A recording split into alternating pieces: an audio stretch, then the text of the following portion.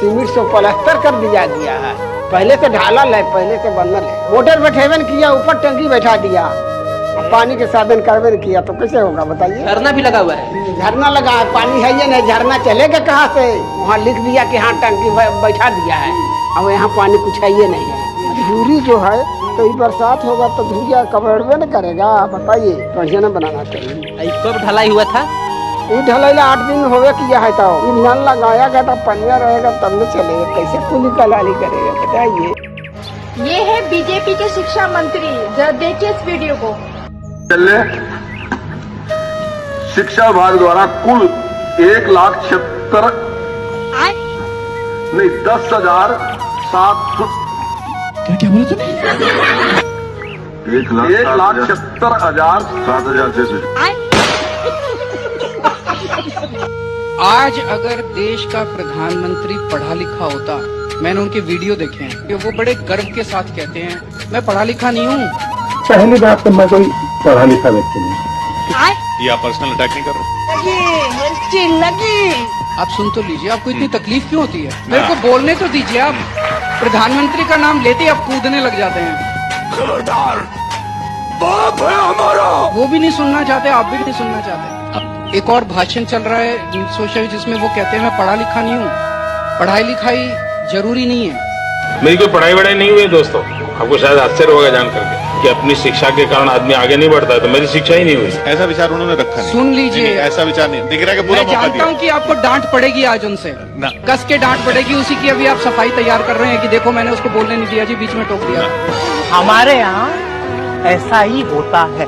आपकी फीस 100 रुपए है। आपकी फीस कितने रुपए? 100 रुपए। तो यहाँ पे आएगा जीएसटी। क्या आएगा? जीएसटी 18%। कितना परसेंट? 18%। अभी दोनों मिल के बांटेगा। कहेगा पढ़ने आया है ना, पढ़ने आया है, एक काम करो, स्टेट गवर्नमेंट अपना लाएगी SGST और सेंट्रल गवर्नमेंट अपना लाएगा CGST। कहेगा 18% लेना है ना, मिल बांट के बांट लेते हैं। 9% हम ले लेते हैं, 9% तुम ले लो। केक कटेगा, सब में बटेगा। 18% हो गया। पढ़ने आया है, पढ़ेगा यहाँ पे। 18% GST लेकिन आप बर्बाद कर दिए, तब पढ़ेगा। पढ़ने चला आया। आप अगर पढ़िएगा ना तो आपको कितना टैक्स देना है? लेकिन अगर आप सोना खरीदने जाइएगा तो 3%, हीरा सोना खरीदने जाइएगा 3%। अब आप बताओ सोना कौन खरीदता है? जो अमीर इंसान है। अरे भाई आप उस पर 18 की जगह 28 लगाइएगा तो खरीदेगा, क्योंकि सोना एसेंशियल चीज नहीं है, शौक की चीज। अब देखिएगा किसी के अब शादी ब्याह में हीरे पहन के घूम रहे हैं, भाई पैसा है, पहन रहा है, उस पे लगाओ ना भाई GST। उसमें कितना लगाया है? 3%। आप पढ़िएगा 18%। एक्चुअल में कोई गवर्नमेंट नहीं चाहती कि पढ़ाई करे, आप लोग कोई नहीं चाहते, क्योंकि पढ़ने लिखने के बाद ना सवाल पूछने लगता है। जीएसटी कभी सफल नहीं हो सकता। जीएसटी ये कोऑपरेटिव फेडरलिज्म की एक मिसाल है। छोटे व्यापारी हैं, उनकी दुकानों को ताला लगाने का निर्णय किया है और विदेशियों को, FDI को हिंदुस्तान में रिटेल के लिए परमिट देने का आज फैसला कर दिया है। 125 करोड़ देशवासियों के लिए FDI जिम्मेवारी है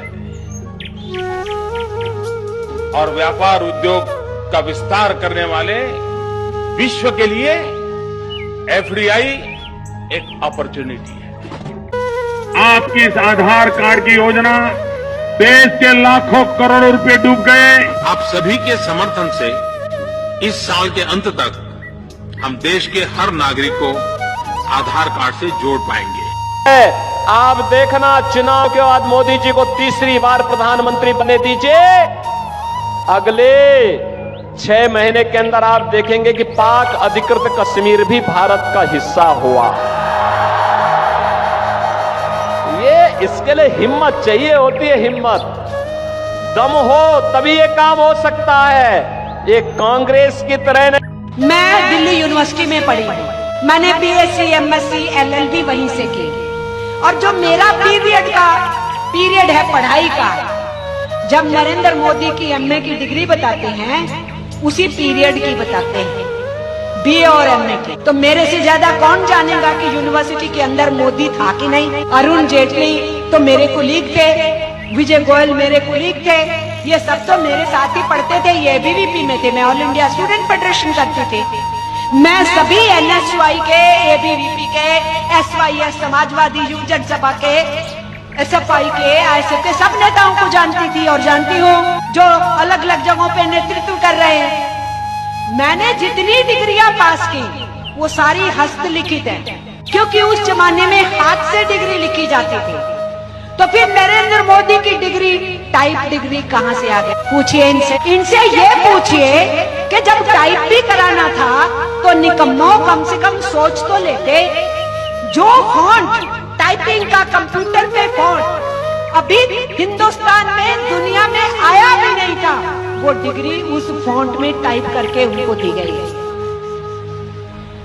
तो झूठ की तो कोई सीमा नहीं है ना। मैं बताना चाहती हूँ, मैं एशिया की पहली लड़की हूँ जिसने 8 साल की उम्र में 10वीं की परीक्षा पास की,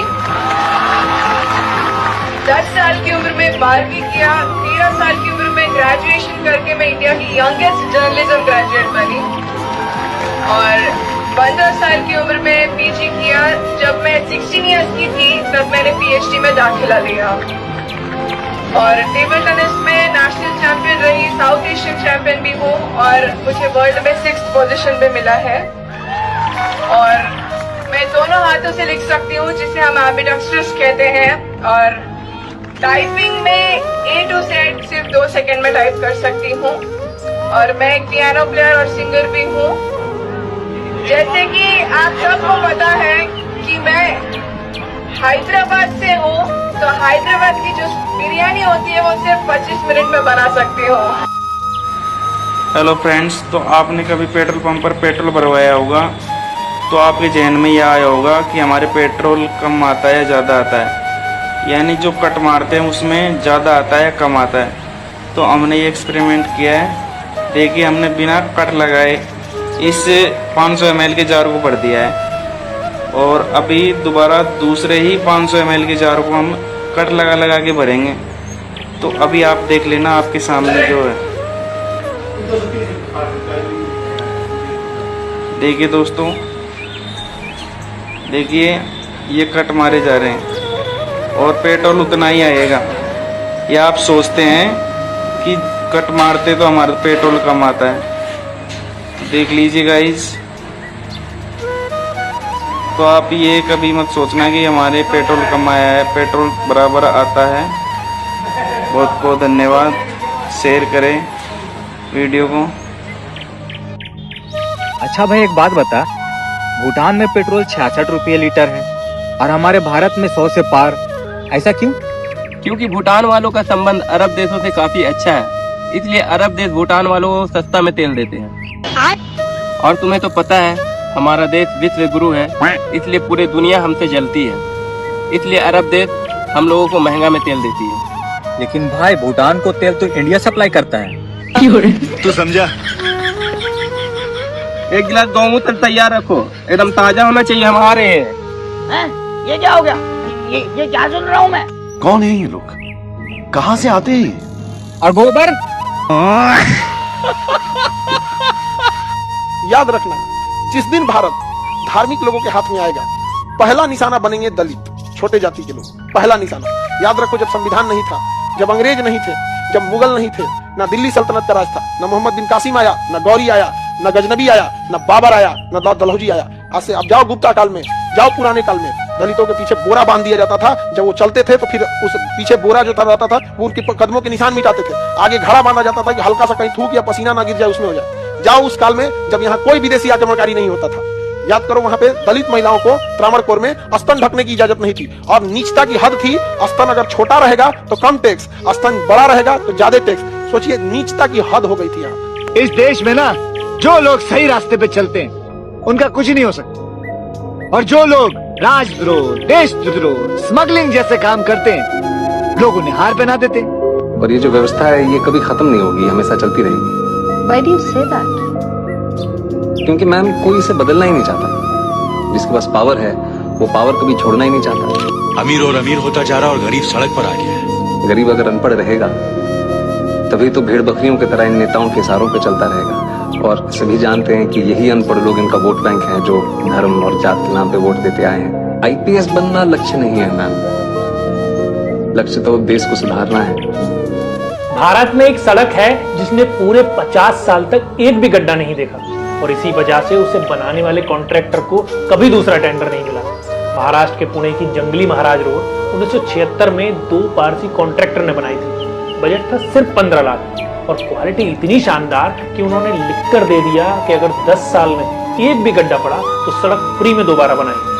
लेकिन जनाब 10 साल तो छोड़िए, पूरे 40 साल तक सड़क वैसी की वैसी रही और यही उनकी सबसे बड़ी गलती साबित हुई, क्योंकि अगर सड़कें और पुल लंबे समय तक टिके रहेंगे, टूटेंगे नहीं, तो नया बजट कैसे पास होगा और फिर अफसर और नेता अपना कट कैसे लेंगे। यही असली सिस्टम है। सड़कें टूटेंगी, बजट बनेगा और जेबें भरेंगी। जो क्वालिटी से काम करे वो इस सिस्टम के लिए खतरा है। क्या हर सड़क और ब्रिज पर कम से कम 20 साल की गारंटी नहीं होनी चाहिए? और अगर गारंटी पीरियड में खराबी निकले तो कॉन्ट्रैक्टर अपने पैसे से ठीक करे। बार बार खराब निकले तो कॉन्ट्रैक्टर को ब्लैकलिस्ट किया जाए और जिम्मेदार अफसरों पर सजा तय हो, क्योंकि सड़कें ट्रैफिक से नहीं, लालच से टूटती हैं। अब आप बताइए, आपके हिसाब से क्या नियम होने चाहिए? बहुत किया है, हमको मोदी चाहिए। मोदी हमारा पति, हमारा भाई, हमारा बाप, हमारा गुरु है। माँ कसम, इसकी गारंटी मैं नहीं दे सकता कि मोदी जो और योगी जी वो विकास दे पाएंगे जो और कोई। हम उनके ऊपर दिल दे बैठे।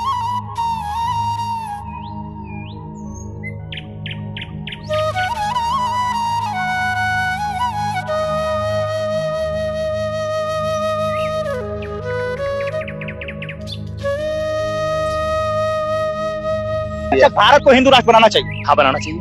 दलित के यहाँ पूजा नहीं करवाते? नहीं, लोग करा रहे हैं। सुनिए, अब आप करवाते हैं कि नहीं? हम नहीं करवाते। आप दलित के यहाँ खाते हैं कि नहीं? खाते। तो दलित क्रिश्चियन है कि मुस्लिम है? वो तो है हिंदू, लेकिन तो भारत को हिंदू राष्ट्र बनाने की बात कर रहे हैं, उसके बाद कर रहे हैं कि हम दलित के यहाँ पूजा नहीं करवाते। देखिए, थोड़ा सा समाज से भी बचना पड़ता है, जानना। ठीक है, समाज की बात मान लिए। दलित के यहाँ घर जाइएगा, खाना नहीं खाइएगा। नहीं, पैसा देगा तो लीजिएगा कि? पैसा तो ले लेता है, लेकिन हम लोग चाहे नहीं करते, तो लेने का बात दूसरा है। जो मंदिर में आता है उसको भी आप। अच्छा, संडेश्वर के मंदिर में कोई आया दलित, आपको कुछ खाने के लिए देगा, खाइएगा कि? नहीं, हम लोग नहीं खाते। संडेश्वर के मंदिर में अगर पैसा देगा तो लीजिएगा? हाँ, पैसा भी लेते हैं। छुटका है बोले पैसा नहीं लेते हैं। पैसा जो है शादी ब्याह कराते तो लेते भी हम लोग पैसा। बाबा भीमराव अम्बेडकर को मानते हैं? हाँ, हम लोग तो मानते हैं। इसलिए उन लोग मान मतलब कि हम लोग के ऊपर बना दिया गया है कि जात का बंटवारा कर दिया, ऐसा कोई बात नहीं है। तो बाबा भीमराव अम्बेडकर को मानते हैं? मानते हैं, लेकिन पूजा करते हैं? हाँ, पूजा नहीं करते हैं। अच्छा, गीता में लिखा गया है कि कर्म से ही लोग जो है वो ब्राह्मण बनते हैं और शूद्र बनते हैं। आप कह रहे हैं कि हम ब्राह्मण हैं, आप बताइए कि क्या कर्म किए क्या ब्राह्मण बने? देखिए, तो पूर्वज का दिन है, मेरे दादा परदादा का दिन है, जिसमें बंसन में चले हैं। तो मैंने इसमें मुहर मारा है कि पूजा कराने वाले पूर्वज जो करवा रहे हैं वो भी आप ही करवाइएगा। अच्छा, मान लिया जाए कि जीतन राम मांझी भी एक दलित है, आप बोले कि हम दलित के यहाँ जाएंगे तो खाएंगे नहीं, जीतन राम मांझी आपको बुलाएंगे तो जाके खाएंगे? देखिए, हम तो नहीं जाएंगे, लेकिन खाएंगे नहीं, दूसरा बात है। जाएंगे, एक मिनट, जीतन राम मांझी के यहाँ जाएंगे लेकिन खाएंगे नहीं। अगर दक्षिणा देंगे 2000 रुपए तो नहीं लेंगे। जब खाएबन करे तो दक्षिणा क्यों लेंगे उनसे? अगला भी तो नहीं कहे कि पंडित जी खाए नहीं, दक्षिणा क्यों लेंगे? उसका भी लेने का अधिकार मेरे पास। अगर दक्षिणा मान लेके देते हैं खुशी के ले लीजिए तो वो ले लेंगे, लेकिन उसी से कहेंगे खाने के लिए तो नहीं खाएंगे। बड़ी बारिश होती है। भाई एक समोसा दे तो। एक तो कितना भाई? 10 रुपया। 10 रुपया समोसा हो यार, चूतिया समझत है का हम यार, बता पागल समझत है दुकानदार लोग यार साला। अभी कल हम दिल्ली गए हैं समोसा खान चांदनी चौक पे, ये से बड़ा समोसा वही दमवा में, और वही दमवा में भाई साहब ये दुकान पे इतना छोट समोसा, हर दुकान पे वही दाम, लेकिन समोसा छोट पड़ा। ये बात यार हम सांसद तक पहुंचाई यार, चूतिया समझत है का ये बात जाएगा, ये मुद्दा समोसा का उठेगा सांसद तक यार, पागल समझत है। मैंने बताओ खाई कि ना खाई, मैंने नहीं कहा था खाए हमारे यार। भैया एक बात बताओ, का अगर आपके इतना पहुंच है सांसद में तो हमारा एक बात होगा पहुंचाए दो सांसद में। यार कौन बात है? हमार कौन बात है? अरे यार कुल देखा था, पढ़ लिख के इतना एग्जाम दे के नौकरी नहीं लगे थे। बात तो सही है, बच्चे सांसद में पहुंचाए थे, नौकरी वोकरी के कुछ। पागल तो ना हो यार, इन नौकरी वोकरी को मुद्दा हो यार, पढ़े लिखे भाई पागल हो एकदम, पढ़े लिखा तो घरे बैठो मैंने नौकरी क्या कर दी। तो ये कौन मुद्दा है? अरे यार ये बहुत बड़ा मुद्दा है यार, ये सामाजिक चीज है यार, खाने पीने वाला चीज है, सबके लिए यार बात करते हो। मतलब तो तोरे लिए कि मुद्दा बड़ा है, ये पढ़ाई लिखाई नौकरी ये सब मुद्दा बेकार है। तो हर पर्सनल मैटर हो भाई, इस सबके लिए काम आओ, समोसा अमीर गरीब सब खाते हैं, ठीक है। पर्सनल मैटर कैसे हुआ यार? तोरे नए लड़के हैं? अरे यार तू बहसबाजी ना करो, पढ़े लिखो तू तो ज्यादा बतवा तो ठीक है, ये बात जाई सांसद तक ठीक है, बाहर बात हो कोनो बात ना है भाई, फालतू बात करो तो ये कहाँ वाला बतिया बड़ा है? बड़ा है कि बहुत बड़ा है मेरे भाई, ये सांसद तक जाएगा यार, इस पे बहस छिड़ेगी, इसका समाधान निकालना पड़ेगा कि हर दुकान पे साला वही दाम हो, समोसा छोटा बड़ा कैसे। मतलब ये सामाजिक मुद्दा हुआ? तू यार पकाओ ना, निकलो ऐसे निकलो। तो रही तो देशवा बर्बाद करे हो, चाय के समोसा के यह कुछ बात करो संसद में, अब यह जरूरी है। अरे निकलो यार, तू पढ़ा लिखा होशियार बना था, निकलो। पढ़ा लिखा होशियार, समोसा हो मैंने खाया वाला बताओ ले।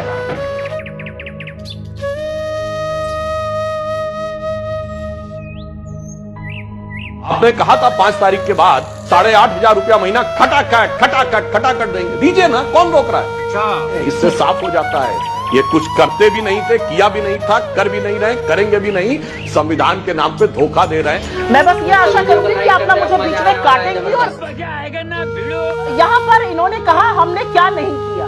हमने परसों तेलंगाना में 2 लाख रुपए हर किसान का माफ किया है कर्जा।